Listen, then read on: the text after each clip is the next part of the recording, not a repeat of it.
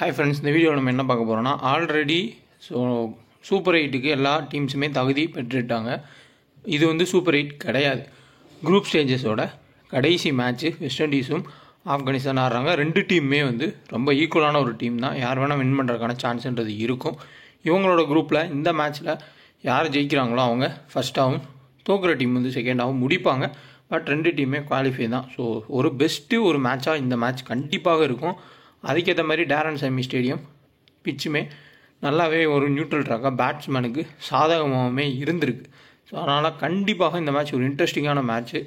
6 AM start ஆகுது. கண்டிப்பாக இதுக்கு நம்ம டீம்ன்றது கொடுப்போம். முடிஞ்ச அளவுக்கு அனலைஸ் கொடுக்குறேன். நீங்களும் வந்து ப்ளே பண்ணுங்கள். ஏன்னா கெஸ் பண்ணுறது ரொம்ப ரொம்ப கஷ்டமாக இருக்கும். கிட்டத்தட்ட நிறையா பிளேயர்ஸ் 70% பிக்கு மேலே எடுத்திருக்காங்க. லோ பர்சன்டேஜ் பிக்கு, லாஜிக்கல் பிக்ஸ் வந்து நிறையா பேர் இருப்பாங்க. ஸோ கிராண்ட் லீக்கில் க்ளோஸாக போகிறதுக்கான வாய்ப்புகள் இருக்கும். சைட் பை சைடாக பிளாஸ்ட்டு, அப்புறம் உமன்ஸ் மேட்சஸ் எல்லாமே நம்ம கவர் பண்ணிட்டு தான் இருக்கோம். டெலகிராமில் விருப்பம் உள்ளவங்க, ஜாயின் பண்ணணும்னு விருப்பம் இருக்கவங்க ஒரிஜினல் சேனலாக செக் பண்ணி ஜாயின் பண்ணுங்கள். ஒன்லி ஃப்ரீ டீம்ஸ் தான் கொடுத்துட்ருக்கோம். ஃபேக் சேனல்ஸில் எதுவும் ஜாயின் பண்ணிடாதீங்க. அது எதுக்காண்டி சொல்கிறேன்னா, அமௌண்ட் வாங்கிட்டு ஏமாத்துறதுக்கான வாய்ப்புகள் ரொம்ப அதிகம். இல்லை அமௌண்ட் வாங்கிட்டு தப்பாக டீம் கொடுத்து சொதப்புறதுக்கு சான்ஸ் அதிகமாக இருக்கும். 100% யாருனாலுமே ஃபேண்டஸியாக வின்னிங் கொடுக்க முடியாது. ஓன் டீம்ஸை க்ரியேட் பண்ணி ப்ளே பண்ணுங்கள். இதான் நான் எப்பயும் சொல்கிறது. ஸோ புரிஞ்சுக்கோங்க. இந்த மேட்ச் வந்து 40வது மேட்ச்சு குரூப் சியோடது. நம்மளோட டைமிங்க்கு செவ்வாய்க்கிழமை ஜூன் 18 காலையில் 6 மணிக்கு வந்து மேட்ச் ஸ்டார்ட் ஆகும். 5:30க்கெலாம் வந்து ரெடியாக இருங்க. டேரன் சாமி ஸ்டேடியமில் தான் வந்து இந்த மேட்சை நடத்த போகிறாங்க. ஆல்ரெடி இங்கே ஒரு 2-3 மேட்ச் நடந்திருக்கு. அதுக்கான ஸ்கோர் கார்டு எடுத்திருக்கேன். அதையும் வந்து பாருங்கள்.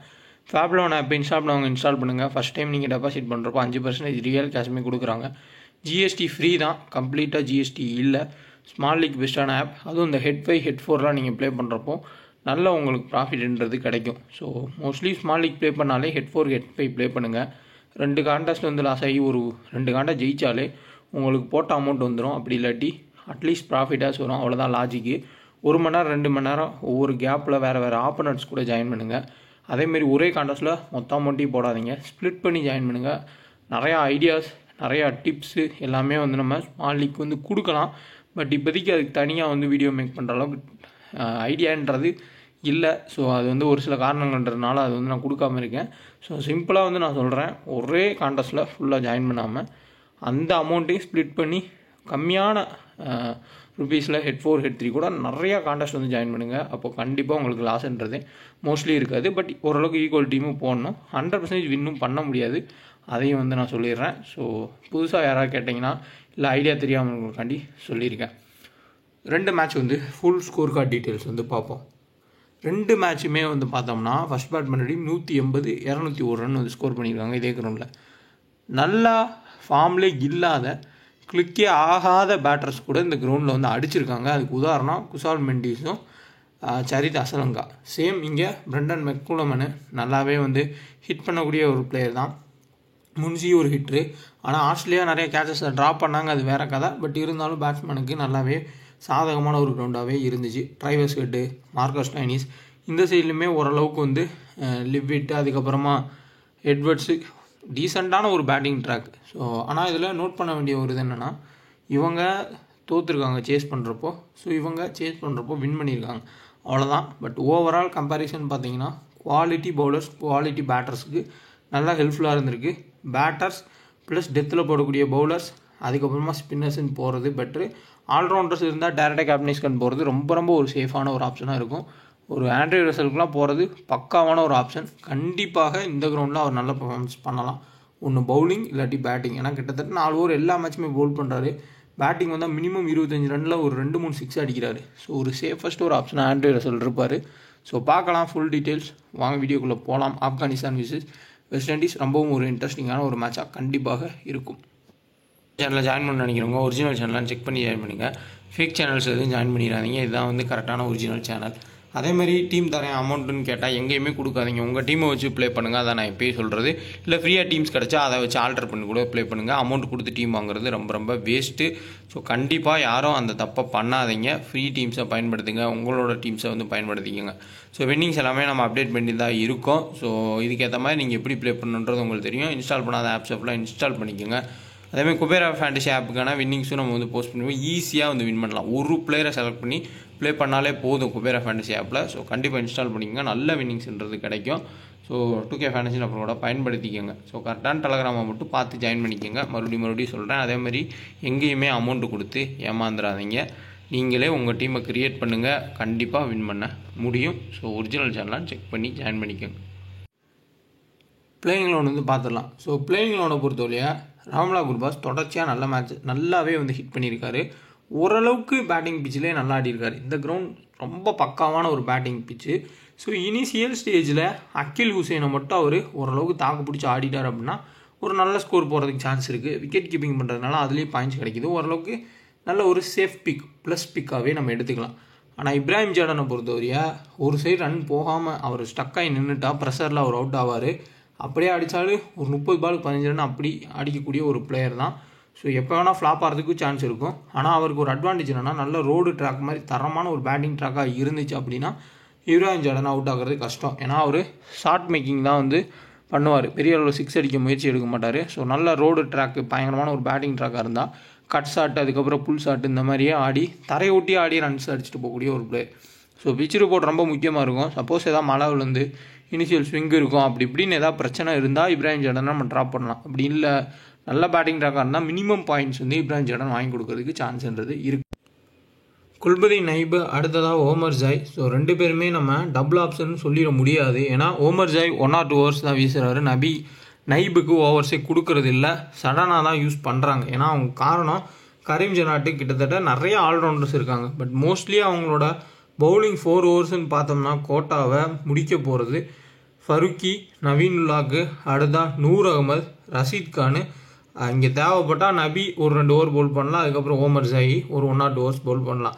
நைபும் சரி கரீம் ஜனாத்தும் சரி ஓவர் போடுறது கஷ்டம். ப்ளஸ் கரீம் ஜனாத் பேட்டிங்குமே வந்து ரஷீத் கானுக்கும் கீழே தான் வராரு, ரஷீத் கான் மேலேயே வந்துடுறாரு. ஸோ டபுள் ஆப்ஷன்ஸ்ன்னு பார்த்தோம்னா சேஃபஸ்ட் ஆப்ஷனில் நம்ம இங்கே நபியை பார்க்கலாம். நல்ல ஒரு ஹிட்ரு, இந்த மாதிரி ஒரு பிக்சர்ஸில் யூஸ் பண்ணிக்குவார், ஈஸியாக அடிக்கிறதுக்கு முயற்சி எடுப்பார். ரஷீத் கான் சொல்லவே தேவையில்லை, டபுள் ஆப்ஷன் கண்டிப்பாக பேட்டிங் வந்தாலும் ஆடலாம். அடுத்த ஆண்ட்ரூ ரசல், ஷெப்பர்டு. ஸோ இந்த 4 பேர்த்தை நம்ம சாலிடாக சொல்லலாம். இங்கே எப்படி நம்ம நைபு ஓமர் ஜாய் டவுட்டுன்றோமோ அதே மாதிரி தான் வந்து ராஸ்டன் சேஸுமே ஒரு மேட்ச் 2 ஓவர், ஒரு மேட்ச் 1 ஓவர், ஒரு மேட்ச் ஓவரே இல்லை, இப்படி தான் வந்து போயிட்டுருக்கு. இந்த சைடுமே உங்களுக்கு பெரிய லெவலில் லெஃப்ட் ஹேண்டர் கிடையாது. நீங்கள் ஃபுல்லாக பாருங்கள், உங்களுக்கே தெரியும், மேட்சஸ் வந்து பார்ப்பீங்க. நஜிபுல்லா ஜார்டனை தவிர்த்து மீது எல்லாருமே வந்து ரைட் ஹேண்ட் பேட்டர் தான் இருக்காங்க மேலேயேவும். ஸோ அப்போ கண்டிப்பாக ராஸ்டன் சேஸுக்கு ஓவர்ன்றது ரோமன் பவுல் கொடுக்க மாட்டார். பட் சேம் லாஜிக்கில் நீங்கள் இந்த சைடு பார்க்குறீங்கன்னா நிக்கோலஸ் புரானு, அதுக்கப்புறமா ரூதர் ஃபோர்டு, அடுத்து அகில் ஹுசைன் வந்து அகில் ஹுசைன். ஓரளவுக்கு இங்கே லெஃப்ட் ஹேண்ட் பேட்டர்ஸ் வந்து இருக்காங்க. நபி தேவைப்பட்டால் வந்து பவுல் பண்ணலாம். ஸோ அப்படி இல்லாட்டி ஓமர் ஜாய் 1 or 2 ஓவர்ஸ் வந்து பவுல் பண்ணலாம்.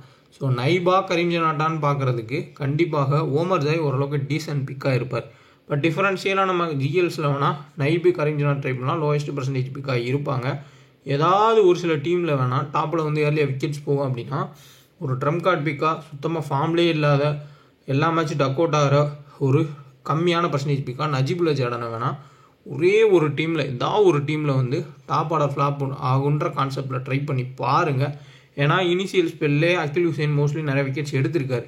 அதே இது இங்கே ஒர்க் ஆகும் அப்படின்னு சொல்லி இங்கே டாப்பில் அவுட் ஆயிடுவாங்க அப்படின்னா நஜிபுல்லா ஜார்டனை அந்த டீமில் ஆட் பண்ணி பாருங்கள். மினிமம் 5% தான் எடுத்திருப்பாங்க. நல்ல ஒரு பிக்காக இருப்பார். ஏன்னா அகில் ஹுசைன், குண்டகேஸ், மோட்டி 2 பேர் தான் மோஸ்ட்லி ஓவர்ஸை பவுல் பண்ண போகிறாங்க. ஏன்னா ரைட் ஹேண்டர்ஸாக இருக்கிறதுனால.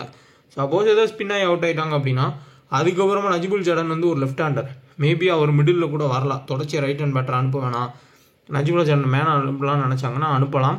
அப்போது அவர் ஒரு டிஃபரன்ஷியல் ட்ரம் கார்டு பிக்காக மாறுவார், லோயஸ்ட் பர்சன்டேஜ் பிக்காகவும் இருப்பார்.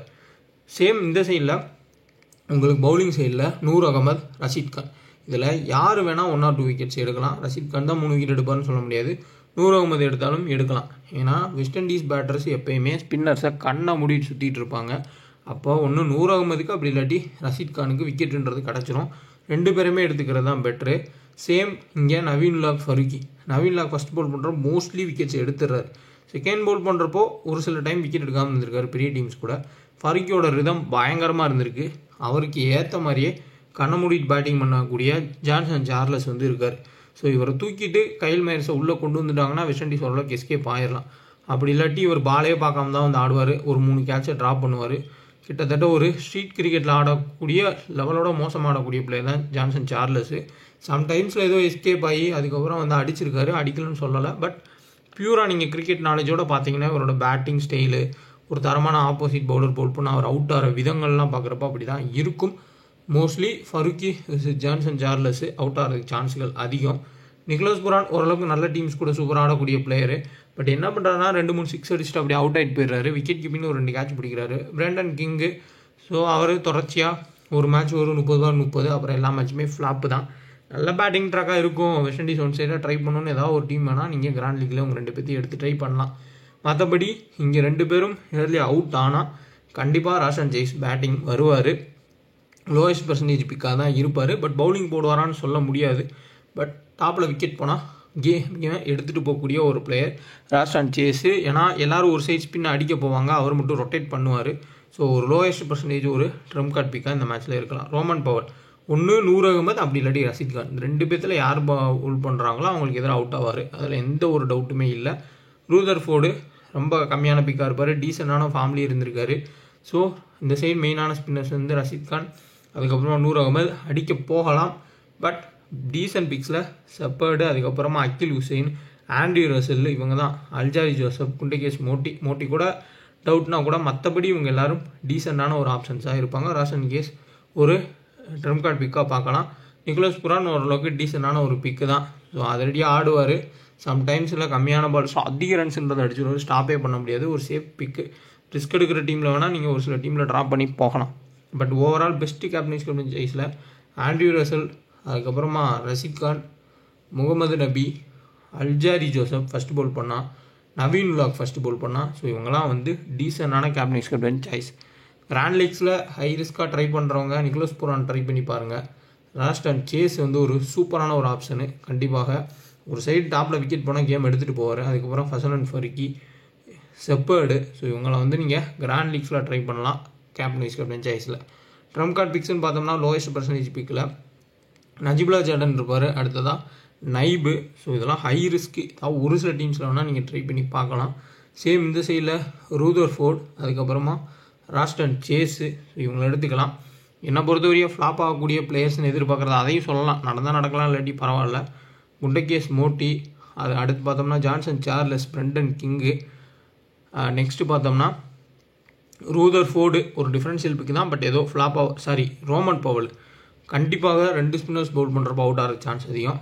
ரோமன் பவல், அடுத்த Johnson Charles, Brendan king, குண்டகேஸ் Moti, Rutherford, இவங்கெல்லாம் கம்மியான பாயிண்ட்ஸ் வாங்குறதுக்கான வாய்ப்புகள் இருக்கும். இங்கே குல்பதி நைபு, அதுக்கப்புறம் கரீம் ஜனாத்து. ஸோ செகண்ட் பவுல் பண்ணால் மேபி நவீன் உலாக்கு, நஜிபுல்லா ஜார்டன் ஒரு ஹை ரிஸ்க்காக வேணால் ஒரு சில டீமில் ட்ரை பண்ணலாம். மற்றபடி நல்ல பேட்டிங் ரெக்கார்டு இவங்க 2 பேர் கிளிக் ஆகலாம், இல்லை யாரும் ஒரு ஆள் ஃப்ளாப்பாக வாய்ப்பு இருக்கும். இருக்க மீதி பிளேயர்ஸை எடுத்து ரொட்டேட் பண்ணுறது பெட்ரு. ஓமர் ஜாய் இனிஷியல் ஸ்விங் கிடச்சா அவர் 1 or 2 overs வந்து தீசுறதுக்கான வாய்ப்புகள் இருக்கும் மீடியம் பேசஸ் பவுல் பண்ணுறதுக்கு. ஏன்னா ஸ்பின்னர்ஸை நம்பியே ஃபுல்லாக போக மாட்டாங்க, பார்க்கலாம். ஸோ மோஸ்ட்லி ஆப்கானிஸ்தானோட ஸ்பின்னர்ஸ் அப்படிலாம் எடுத்துக்கிறது பெட்ரு. கண்டிப்பாக வெஸ்ட் இண்டீஸ் பேட்டர்ஸ் வந்து ஹிட் பண்ண போய் விக்கெட்டை கொடுப்பாங்க. பவர் பிளேயில் யார் பவுல் பண்ணுவான் அப்படின்ற டவுட்டு இருக்கும். அகில் ஹுசைன் தான் வந்து பவர் பிளேயில் பவுல் பண்ணுவார். ஸோ 1 or 2 overs பவுல் பண்ணுவார். Alzarri Joseph 1 over, shepherd 1 over, இருக்க எல்லாத்தையும் மாற்றி ரோமன் பவுல் கொடுப்பார். இந்த சைடில் உங்களுக்கு தெரிஞ்சது தான், ஃபருக்கி தான் வந்து ஸ்விங் பண்ணுவார் ஒன் சைடு. அனதர் சைடு பார்த்தோம்னா நவீன் உலாக் பவுல் பண்ணலாம், அப்படி இல்லாட்டி ஓமர் ஜாய் பவுல் பண்ணுறதுக்கு சான்ஸ் அதிகம். டெத்தில் கண்டிப்பாக நவீன் உலாக் தான் டெத்தில் பவுல் பண்ணுவார். இங்கே அல்ஜாரி ஜோசப் தான் டெத்தில் பவுல் பண்ணுவார். ரசல் டெத்தில் பவுல் பண்ணுறதுக்கு சான்ஸ் அதிகம். ஸோ ஒரு டீசெண்டான ஆப்ஷன் கண்டிப்பாக ரசல் தான் கேப்டனில். இந்த சைடில் ரஷீத் கான் ட்ரை பண்ணலாம். சப்போஸ் நான் இவ்வளோ தூரம் சொல்லி ஆன் டைமில் பிளேயர்ஸை மாற்றி பெஞ்சில் வச்சுட்டு பெஞ்ச் ஸ்ட்ரென்த்தை செக் பண்ணால் அதுக்கேற்ற மாதிரி நம்ம டீமை மாற்றி தான் ஆகணும். வேறு வழியில் அதை ஆன் டைமில் வந்து நம்ம பார்த்துக்கலாம். டோட்டல் மேட்ச் 20 மேட்ச் நடந்திருக்கு. T20 10 match first team, 10 match second team, average 163. Head to ஹெட்டில் வெஸ்ட் இண்டீஸ் 4 டைம் ஜெயிச்சிருக்காங்க, ஆப்கானிஸ்தான் 3 டைம் வந்து ஜெயிச்சிருக்காங்க. ஹெட் டு ஹெட் பார்த்தோம்னா 3 மேட்ச் ஆடிருக்காரு பிரெண்டன் கிங்கு, 3 மேட்ச்சுமே ஃப்ளாப்பு. ரீசன்ட் ஃபார்மும் ஃப்ளாப்பு. ஆண்ட்ரே ரசல் 1 மேட்ச் ஆடிருக்காரு, 2 விக்கெட்டு. அகில் ஹுசைன் ஒரே ஒரு மேட்ச் ஹெட் டு ஹெட்டில் ஆடிருக்காரு, 2 விக்கெட்டு. ஆப்கானிஸ்தான் பிளேயர்ஸில் 3 மேட்ச் குரூபாஸ் ஆடிருக்காரு, 84. 2-3 கேட்ச் பிடிக்கும் வாய்ப்பு இருக்கும் விக்கெட் கீப்பிங்கில். இப்ராஹிம் ஜார்டன் 3 மேட்ச் அடிக்கிற ஹெட் ஹெட்டில் வெறும் 14 ரன் தான் ஃப்ளாப்பு. நைபு 7 மேட்ச்சில் 6 விக்கெட்டு. முகமது நபி 7 மேட்ச்சில் 7 விக்கெட்டு. ரஷீத் கான் 7 மேட்ச்சில் ஹெட் ஹெட்டில் 9 விக்கெட்டு. கரிமில் நாட்டு 5 மேட்ச்சில் 8 விக்கெட்டு. ஸோ டிஃபரன்ஸில் ஒரு பிக்கு நைபு மாதிரி.